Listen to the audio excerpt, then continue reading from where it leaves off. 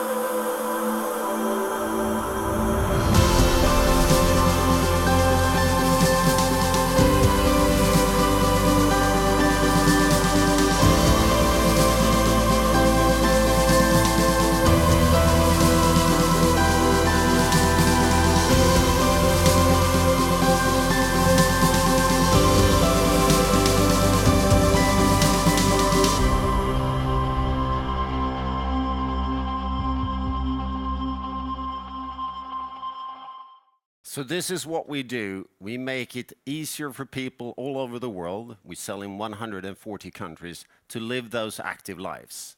It might be that mountain, that might be the big thing to go skiing in, or it could be just taking a leisurely jog in the park with your kids.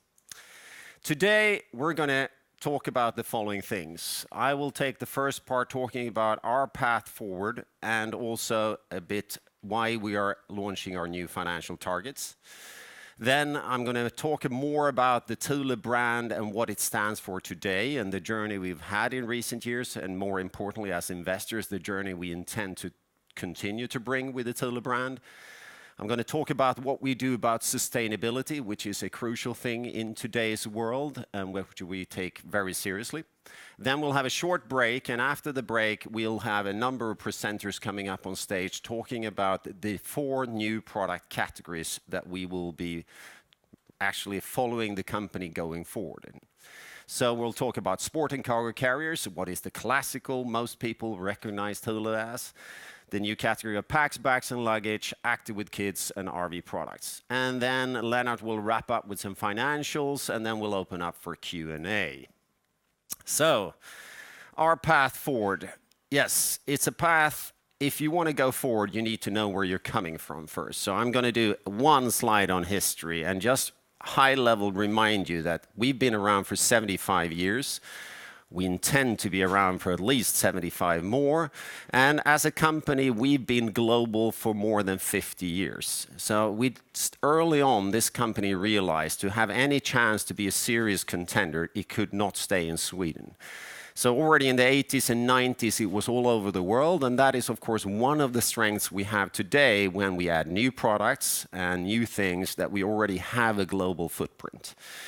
And as we grew, sometimes things happen. And during a period in the mid-2000s, we grew a lot via acquisitions, acquiring companies which were related to the car industry.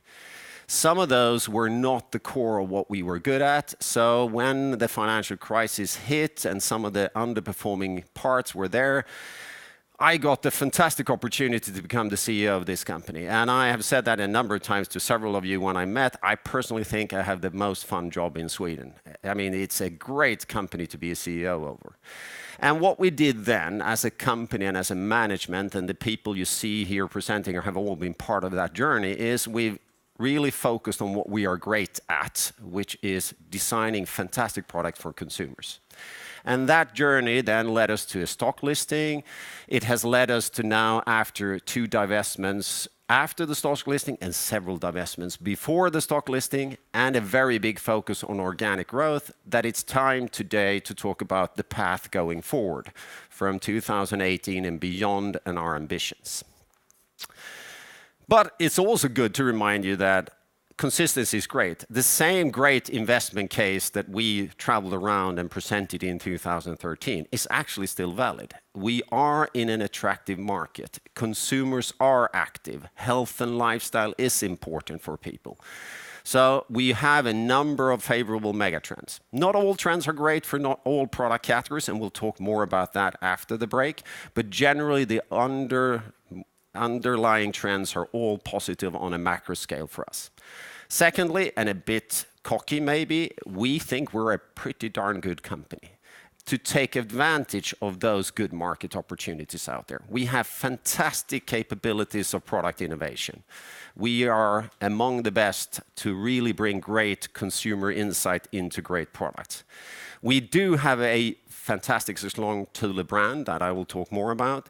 We have, thanks to going global many, many years ago, become very good to have a global go-to-market strategy. We do have a strong position in the value chain without having a clear dependency on a few limited customers. And we have always had and have turned up the dial on a true sustainable business approach. All parts of building for the future. The lifestyle part of this brand was my most difficult communication part when I traveled around and met investors before the stock listing. Because in Sweden I got, but you're a roof box company. And somewhere you're a bike carrier company. And I had to tell them the story that we actually already then were more. But what more importantly has happened over the last 5 years, we've truly become even more lifestyle. This is an image from the big outdoor fair. And here are some of the magazines in the last 6 months that have written articles or have had products from Thule in it. Those are magazines that 5 years ago would not have had images of Thule products or articles about Thule, because we were great in RV magazines and in bike magazine and Automotor and Sport and those magazines in the past. But today we are in Cosmopolitan, we're in Luna, we're in completely different sectors. And it could be anything from a Vanity Fair article from last month where they follow a family that is biking around Europe with their kids. Of course, naturally then with Thule Chariot and Thule Yep Next baby bike seats. And it can be a story about you need to be stylish when you're traveling, and here's a collection from Thule that makes you a stylish business traveler. So we're moving more and more. That also means that in terms of retail presence, this is, as you saw out in the room before, this is from the Malmö store that we have. The way we present ourselves in retail, online or physical, is also much more into a branded consumer goods reality. But most importantly, consumers talk about us already as a lifestyle company. They talk about the brand in connection with the things they love to do. It might be just traveling wildly around the world. It might be running a half marathon, as the guy down on the left, in 1 hour and 11 minutes with his daughter. That's a pretty nifty time to do. And it is all those connections with hundreds of thousands of posts, with Instagram posts, with referencing to a lifestyle.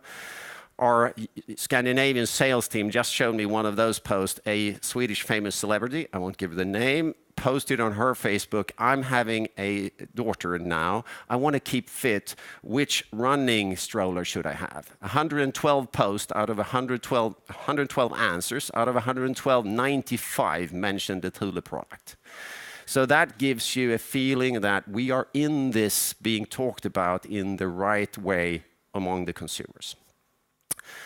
What is good, though, is it's not only that we're a cool brand, we've actually delivered the financials, because in the end, you have to do that. We came to market saying we want to grow stable growth year over year, every year, with at least 5%. Here you can see that the last years, the 16, for a part of the year, we also had the acquisition of Yep, and I will talk to you about what the true organic growth was, 5.0. And if you would take the rolling 12, which says 6.3, in a true organic, it's 5.6, but we have been beating our growth target. And we actually had to sounds bad, but we did decide to raise our EBIT target after a while on the stock exchange from 15%, as it initially was, to 17%. And those that are quick readers of the press release realize that that's one of the news today, that we're now raising that EBIT target to 20%. So what we will continue to do as a company, it's really the number one mantra in this company, is continue to drive profitable organic growth. That's our bread and butter.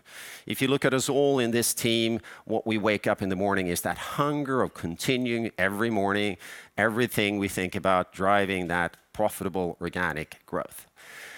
But we're doing it also to build a platform for future. So what we will be talking more about when we talk about some of the new categories that are relatively small today, we see them as pillar categories when we look at a longer time horizon, 5 to 10 years out.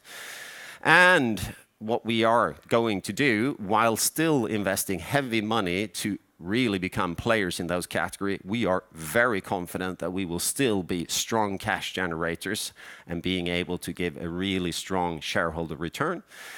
And the classical question I've always been getting, why aren't you doing, with all the cash you have, more M&A? And we've had to admit in some of the meetings, we've been slightly busy divesting companies, and we've been slightly busy doing IPOs and getting ready to be the company we're in. We will now have, and already have, more time to potentially dedicate to the right M&A. We're not going to be an M&A-driven company, but the strategic right M&As, like the small ones we've done very successfully in the Active with Kids field, will be a part of the toolbox also going forward.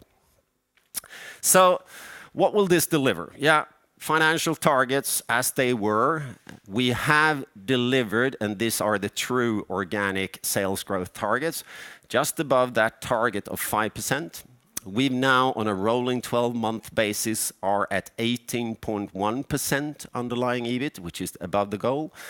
We have a 2 times leverage, and we have been doing dividends above the 50% in terms of ordinary dividends. And as you all know, we did a large extraordinary dividend this year on top of that.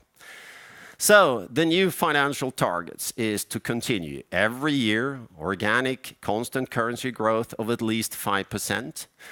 We are raising our financial goal in terms of profits to at least 20% in the long term. And we're saying that our leverage target will now be between 1.5 to 2.5 times. We will continue with the same ordinary dividend goal. So here we're going to talk about today, how are we going to drive that profitable growth and ensuring that it gets more and more profitable as we drive it, while still building a platform for continued cash generation so we can do those dividends. And the key of building for that growth and creating also a platform in the future is not only to rely on what we've always done, because then we would be limiting ourselves. We needed to do more. And what we've been doing over the last few years, not being able to tell investors too much about it, because several of these projects takes years to develop, but it only gets interesting for investors when we finally start selling it. So we haven't wanted to talk too much about it. But if you look over the last few years, we have truly created a starting platform in what we call Active with Kids, or juvenile products. But we've also created a true platform of growth opportunity in what we've called sport and travel bags. And we will talk more about these categories after the break. But what we've decided to do, we have reported in the way of the business, and we will continue to report in 2 sales regions. But then we've talked about the product categories.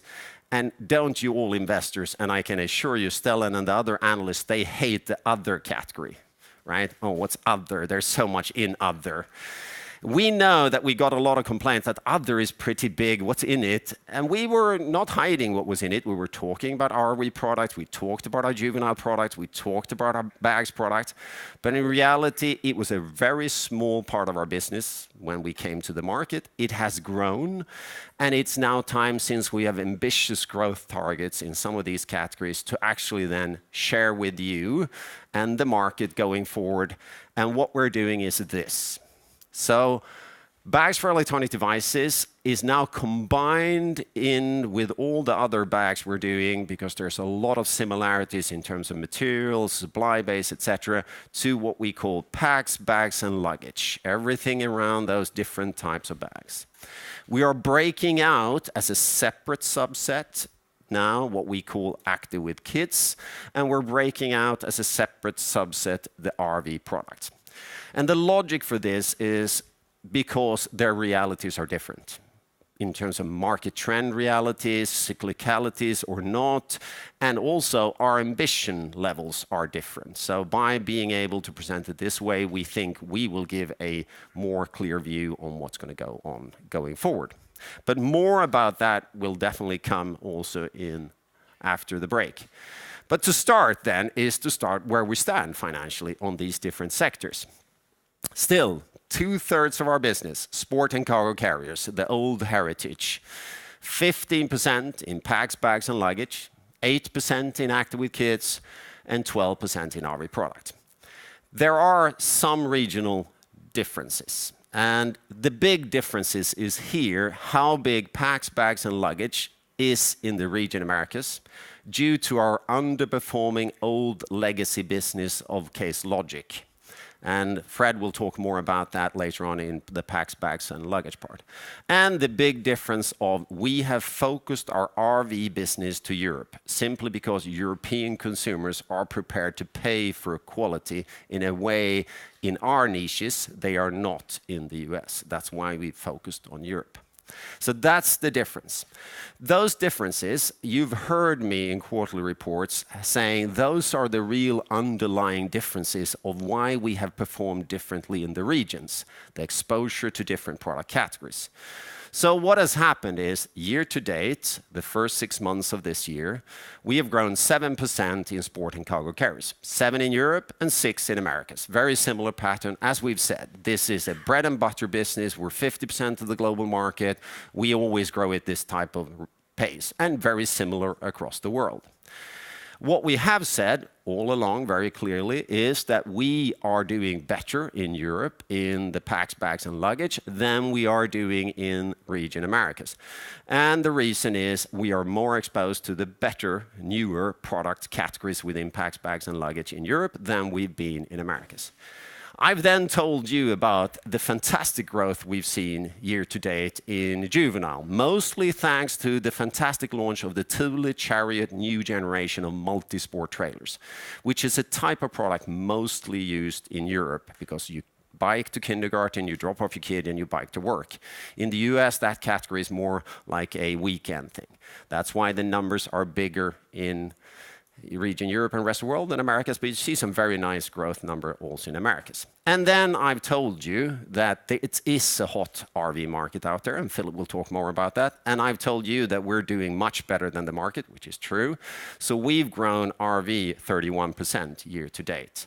So those are the realities we start from, and then after the break we'll talk much more about these. But let's give you a headline already so you're perking up the ears when my colleagues are presenting the categories after the break. So what will happen? Yes, pretty boring you might think, but it is stable growth. In sport and cargo carriers, 2/3 of our business, let's be realistic, we've said this all along, we are the market driver. The whole growth of the market is driven up by us pumping out products, by us growing in emerging markets, by us pushing the envelope. We are the ones driving the market. It is not going to change. We will continue to be our number one. We will continue to be the driver of the category. It will be a solid growth part of the company. What will happen in packs, bags, and luggage? Very pedagogical arrows here, right? Generally, we see in the market, there are a lot of stable growth categories. Luggage is growing around the world, day packs are growing around the world, tech packs and sport bags are growing around the world.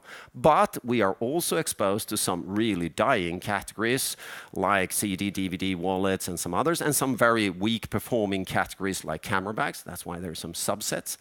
You see a slightly more ambitious green arrow down there. I can tell you that's of course because we're about to enter some of the biggest categories with some big ambitious plans. So yes, we do have big ambitious growth plans on the long term in packs, bags and luggage. We see the market for the juvenile products is a stable growing market with a few % every year. And here we have some very ambitious long-term targets as well to grow in the single biggest category, strollers. And that will surely drive our growth to be above and beyond what the expected market growth is. And then we have the most quizzical and conundrum of all, RV products. We have said, as long as we've been around, that it's cyclical, it's long cycles, it's not cyclical on a yearly basis. There has been some fantastic parts and some not so great parts in RV. At the moment, it's positive. It's a very strong trend at the moment, but we do put a question mark in terms of what will happen in the long run, and we do put a question mark on what will happen for us. The only thing that Philip and team has assured me, and I feel very confident because they've done it for 8 years in a row, is that whatever happens in the market, we will beat the market. So if it grows, we'll grow more. If it declines, we'll decline less. I feel very confident about that. But since we don't really know what will happen in the market, there has to be a little bit of a question mark to that subcategory. So with that, we go into what we are building on. And we are building mostly on one brand. We have to be honest about this. When I came into the company, the Thule brand was 30% of sales. It is now, last year, 71. I can tell you without telling too much that it will be even more % by the end of this year. So this is the brand. The Thule brand is what we're focusing on. And we invented a tagline. We had a tagline, actually, but I didn't understand it. I considered myself average intellectual, and I couldn't get it, and I was working in the company. So it was time to change it. We had first in sports utility transportation as the catchy tagline. We changed that to bring your life, because the tactical subset we had was we knew we would do more products to bringing your life with you, bringing your kids with you, bringing your sporting gear with you, bringing your daily working gear with you, right? With that mental game of changing the way we internally looked at the brand and in a very consistent way working on it, we have now, as I said, last year, 71% Thule, 86% sales of our own brands. So we do some OE business, and we're going to talk more about that. We do some very limited private label business in some very select cases, but we are a brand-driven company with the Thule brand as the key. When you build a brand, and this is no rocket science, there's loads of branding companies that have done the same, it's a journey of being genuine. I hate it when people talk about, we got this agency in and they did some great graphics for us. Then that company hasn't understood long-term building of brands. Because first you have to learn from your past, knowing what you're good at. Then you should focus on your strengths. In our case, it is product. We are fantastic at doing great new products, so we should really build the brand from that starting point. Then you should be yourself. If you think you are something else and you're tempted to try to be a Nike, be an Under Armour, and you're not, it's going to look fake. And if you say, they do something cool with the packaging, we will copy it, that's stupid. Be yourself, be inspired, but be yourself. Then, of course, a key any time when you want to build a brand is you need to protect it. So you need to protect it with IP, but more importantly, you need to guide. You need to tell everybody all the time, no, that's the wrong way you applied the logo. No, your homepage shouldn't look like that. Here's how it should look. No, you shouldn't dress like that at the fair. No. So there's a lot of policemen in the beginning, but you need to have the carrot as well. If it's only stick, it's boring, right? So you need to have the carrot. So instead of saying wrong picture, you show them a beautiful picture and say, next time I'll use that one.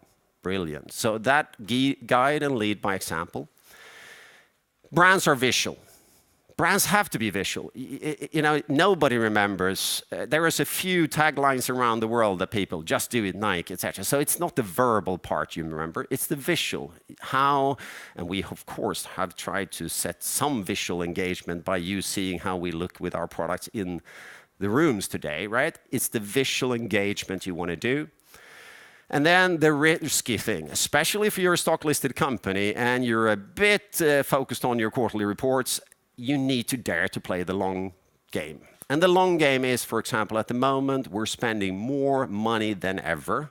And over the next 12 months, we will peak in product development spend. I don't think we'll ever, in my time, be spending as much percentually on sales as we will over the next 12 months.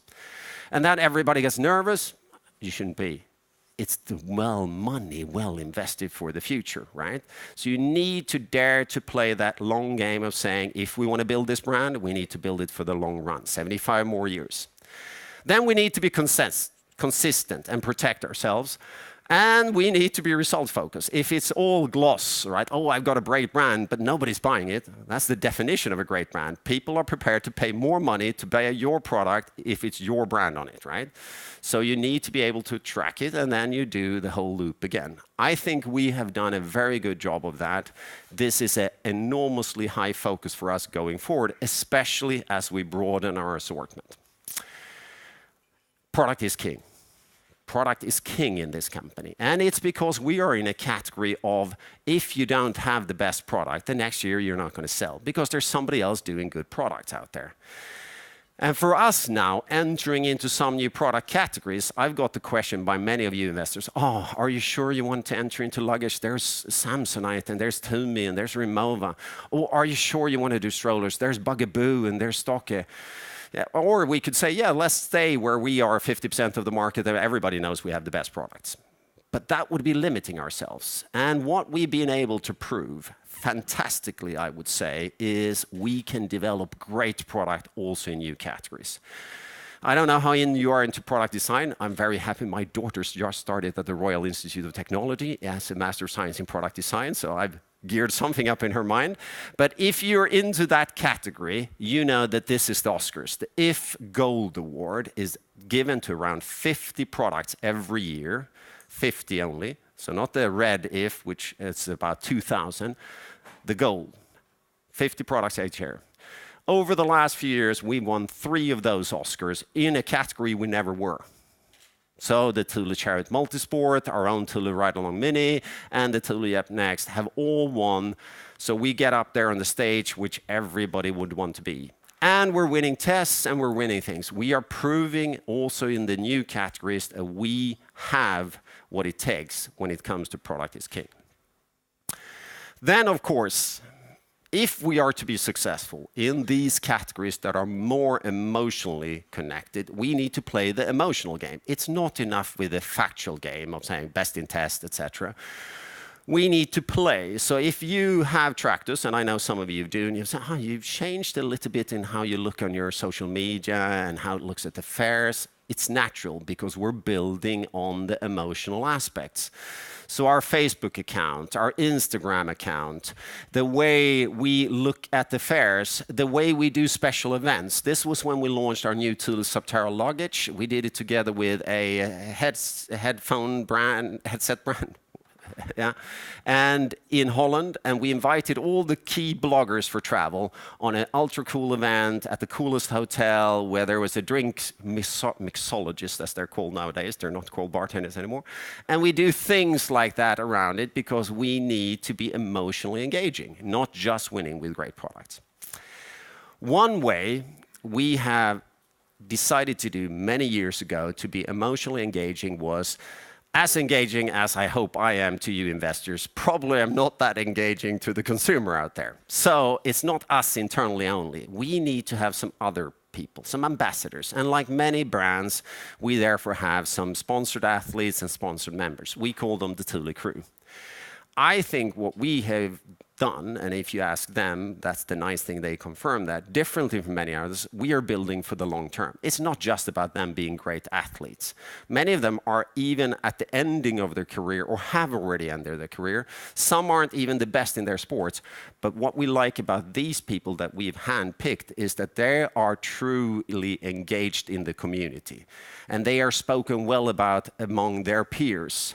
And we then engage with them in having them involved in our product development, having them involved at our events. And so I'm going to show you a little bit here, but to give you an idea, here's the only man that has been 21 times on the top of Mount Everest, Apa Sherpa. Here's the guy sitting down there, Garrett McNamara, that has surfed the biggest wave ever surfed. There's the guy here, Pedro Oliva, who has done the biggest whitewater rafting waterfall, 42 meters in a kayak. So they are pretty extreme, but when you meet them, which we do a lot, this is the gathering we had this summer, 75-year birthday gathering in Malmö, you feel the energy with them. So I'm going to share you a little movie that we did about a year ago with one of the athletes we sponsored for several years, actually for more than 5 years, who became very famous last summer when she won an Olympic gold medal in mountain biking, but who also on this Sunday had a big thing in Swedish media when she admitted that she had a life crisis afterward. And she talked about her sponsors as part of her extended family. And we feel that that's nice to be, not just sponsoring them because they're athletes. So if we show that little movie.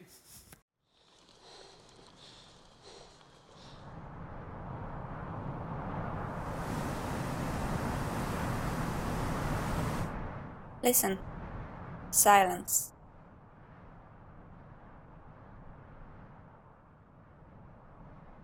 There's so many things going on around me during the race season. And sometimes I feel like I'm losing myself a little bit.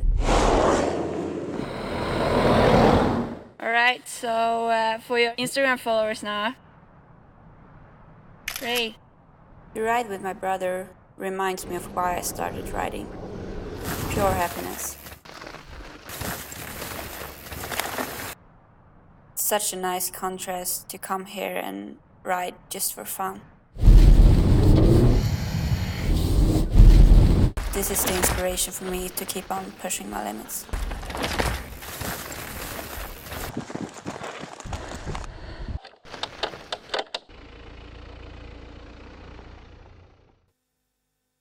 Give you an idea, Jenny Risveds here, she had a short clip on her Instagram account showing her out driving with the car and biking, and then she posted the question to her followers, do you like 4 wheels or 2 wheels more?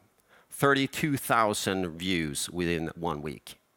So what you do get is that reality is if you work right with these people, you have an extended engagement. But one of the things we do mostly with also these crew members is they are part of our bigger sustainability approach. As a company of today, it's not only something you feel you have to do, you will actually need to want to do it, because then you truly can work with sustainability. So if you look at the company, the number one thing is, of course, we do products that inspire to a healthy and active lifestyle. In itself, that gives a good trigger to a sustainable approach. Then we work very diligently to make sure we have sustainable and reliable manufacturing, that we have climate smart logistics. And then, as you would expect of any big global company, we need to, of course, have responsible business policies and principles and practices.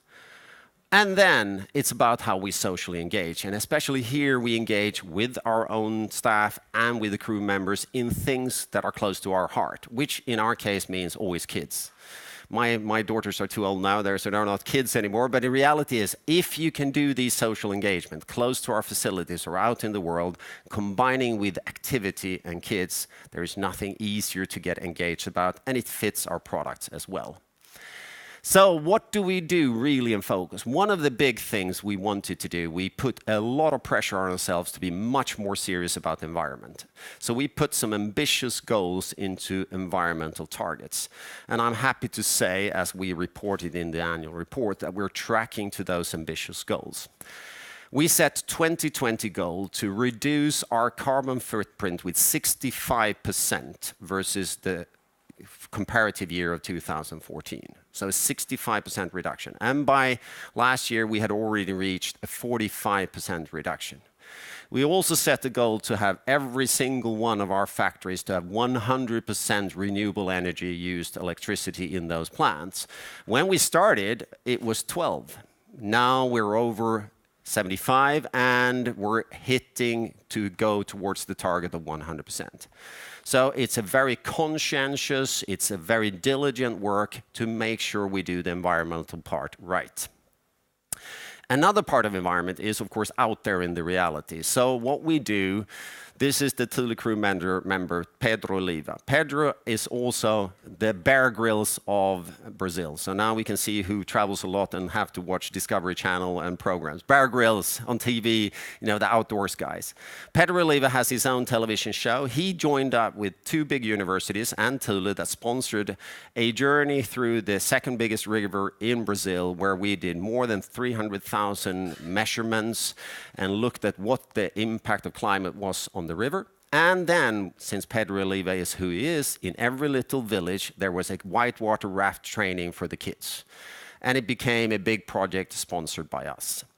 So we have something we call Paths and Passion when we do the CSR activities, where we want to do something with people who already are engaged.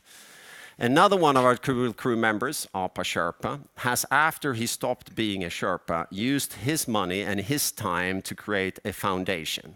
That foundation's main purpose is to set up schools in his small little home village, Tambe, close to Mount Everest, for one reason. He says they should climb the mountain because they want to, not because they have to.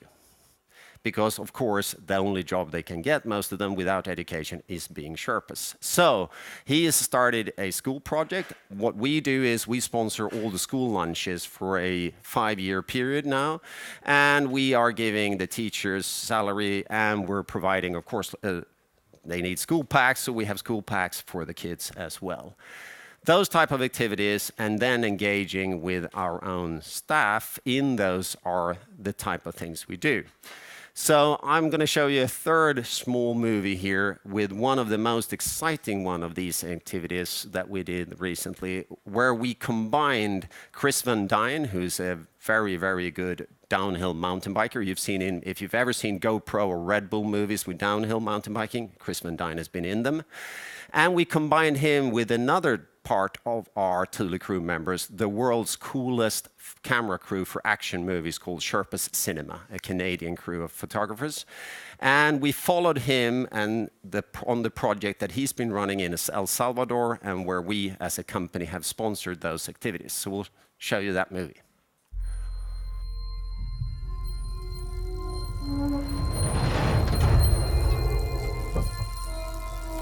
The Pathos Project began a year ago. It was an opportunity to enhance a grassroots effort on sustainability and social engagement, a challenge to show how local passion-driven efforts can engage and help people.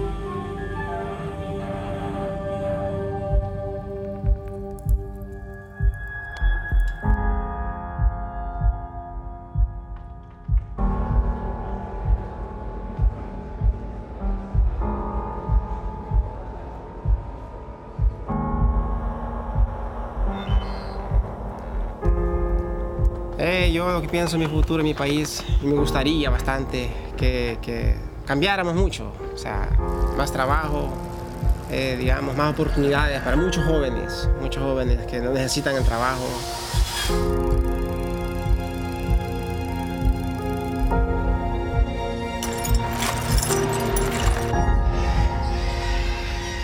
Pienso yo que mi pasión es la bicicleta. Aparte de eso, de ahí mantengo mi familia.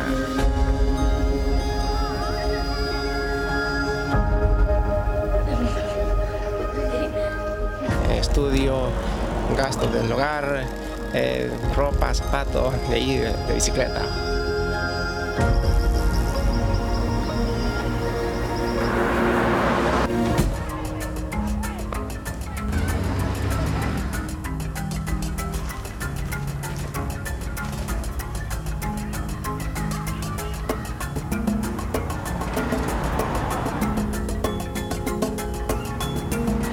Quite a few kids, the first day we opened the pump track, they learned how to ride a bike the first time. And that's a big day in a young boy or girl's life. We crash together, they learn how to fix the bikes and fix the track. And there's a lot of bigger life lessons in there that, you know, are touched on. It takes an awful lot of work to build these things. E incluso hay muchos muchachos de aquí en la zona, porque eso existe, ¿no? Tal vez algún día ponen en mente que lo que están haciendo está malo, mejor que dediquen a algo sano, algo divertido, y lleguen a mantener a sus hijos, a su esposa. Muy bonito. Esa es mi idea, o sea, que un niño aprenda, analice bien, o sea, que se dedique, le ponga mente, digamos, a lo que es la bici, aprender excelentemente y día de mañana ser un profesional.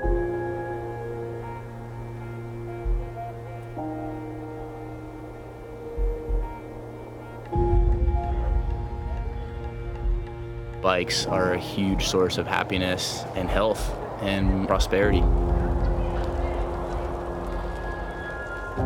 And when you share something that helps improve their life and their kids' lives, then that's when the real magic happens in my mind.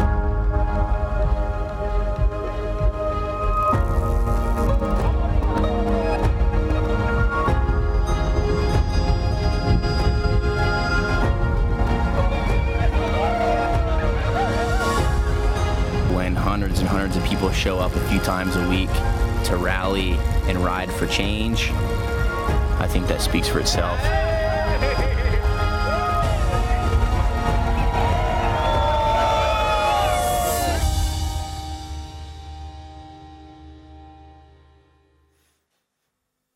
So what we do and what we generally try to do with these efforts is they will be at BAM Film Festival and other places, because what you can see is all those bikes are of course taken actually from a concept that is released in the US. It's called Pedal for Change, where you bring old bikes that would have been thrown away in the US and we ship them into El Salvador, Honduras, and now Mexico. So similar projects is what we're working with. You will be able to read more about those in a little booklet you're going to get when you go home, on a magazine we call Pathos and Passion that you're going to get in the break. But now to get a little bit into the second part, we're going to get you to go out again, get a leg stretch, go and look at all the cool new products, and then we'll talk about those product categories in 15 minutes when we're back. Thank you.